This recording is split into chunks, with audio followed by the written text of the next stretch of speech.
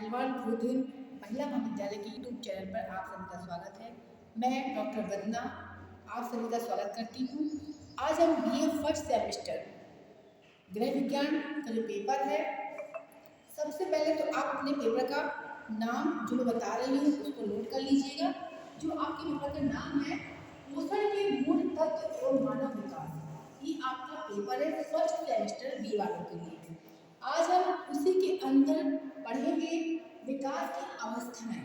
विकास की अवस्थाएं एक दिन पहले मैंने हार्लोक महोदय के अनुसार आप लोगों को पढ़ा दिया था, लेकिन आज हम जो हमारे और भी जो वैज्ञानिक हैं जिन्होंने अपने अकॉर्डिंग अवस्थाओं को जो डिवाइड किया हुआ है, आज उस पर हम आज चर्चा करेंगे।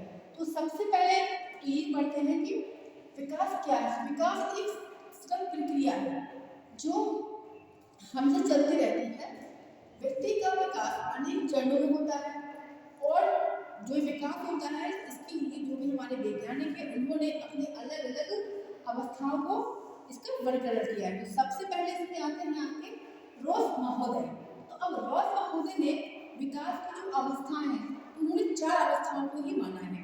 सबसे पहले उन्होंने शेषावस्था को रखा है।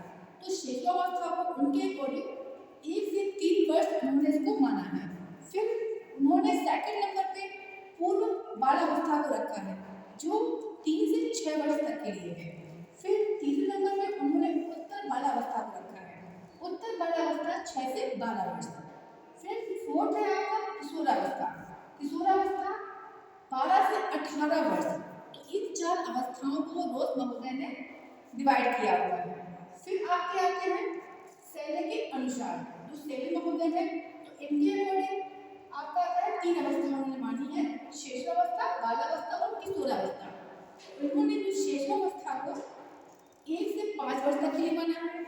फिर बालावस्था को 5 से 12 वर्ष तक के लिए डिवाइड किया हुआ है। उसके बाद जो किशोरावस्था है तो 12 से 18 वर्ष तक के लिए। तो अब आपको ये याद रखना है कि तो आपके पेपर में पूछा जाता है कि रॉस महोदय के अनुसार जो अवस्थाएं हैं विकास की वो कितनी हैं। जो 4 अवस्थाएं हैं जैसे शेषवा है, पूर्व है, उत्तर और किशोरा, तो कब से कब तक के लिए मानी है। फिर शैली महोदय के अनुसार कितनी है ये भी आपको याद रखना है। आइए चलते हैं कि काइलिस महोदय ने कितनी अवस्थाओं में इसको डिवाइड किया हुआ है। तो सबसे पहले है जलपूर्व अवस्थाएं।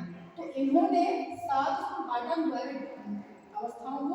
तो सबसे पहले पूर्व जन्म की पूर्व अवस्थाएं होती है, उन्होंने गर्भाधान से लेकर जन्म तक के लिए माना है। फिर दूसरा आता है नवशेषव अवस्था। तो नवशेषव अवस्था को इन्होंने जन्म से 3 से 4 सप्ताह तक। फिर प्रारंभिक शिशुअवस्था जो 1 से 2 माह से लेकर 15 माह तक चलती है। फिर आपका आता है उत्तर शिशुअवस्था जो 15 से 30 माह तक चलता है। फिर आपका आता है पूर्व बालावस्था जो 2.5 वर्ष से लेकर 2.5 से 5 वर्ष तक चलता है। उसके बाद है मध्य बालावस्था। मध्य बालावस्था 6 से 12 वर्ष तक। उसके बाद किशोरावस्था 12 से 21 वर्ष तक। तो ये है आपके काइलिस महोदय के अनुसार जिन्होंने 7 तरह की अवस्थाओं को बताया है कब से कब तक की। अब आते हैं हार्लोक महोदय पर। हार्लोक के बारे में मैंने पढ़ा भी दिया है, आज इसको फिर से चर्चा कर लेते हैं। हार्लोक महोदय ने जो हमारे विकास की अवस्थाएं हैं उनकी 11 अवस्थाओं पर उन्होंने डिवाइड किया हुआ है। जैसे सबसे पहले गर्भावस्था हमारा है, तो गर्भधान से लेकर जब से गर्भधान होता है तो जन्म तक की अवस्थाओं को माना है। उसके बाद शेषावस्था जो हमारी शेषावस्था होती है वो जन्म से लेकर 2 सप्ताह तक चलती है, ये हार्लोक महोदय के अनुसार है। फिर बचपन अवस्था तीसरे सप्ताह से 2 वर्ष तक चलती है। उसके बाद पूर्व बालावस्था 3 वर्ष से लेकर 6 वर्ष तक चलती है। फिर आपका आता है उत्तर बालावस्था। उत्तर बालावस्था को उन्होंने 7 वर्ष से लेकर 12 वर्ष तक माना है। उसके बाद वयस्संधि अवस्था जो 11-12 से 13-14 वर्ष तक आपकी चलती है। उसके बाद है आपका पूर्व किशोरावस्था। अभी हमने पढ़ाया कि वयस्संधि अवस्था आपकी 11 से 13-14 वर्ष तक होती है। फिर पूर्व किशोरावस्था जो 13 से 17 वर्ष तक चलती है। उसके बाद आपका आता है उत्तर किशोरावस्था। किशोरावस्था 18 वर्ष से 21 वर्ष तक की हर लग्न में मानी है। उसके बाद प्रौढ़ावस्था, आपकी प्रौढ़ावस्था 21 से 40 वर्ष तक चलती है। मध्य अवस्था है 41 से 60 वर्ष तक। उसके बाद आपका आता है वृद्धावस्था जो चलती है 60 वर्ष तक।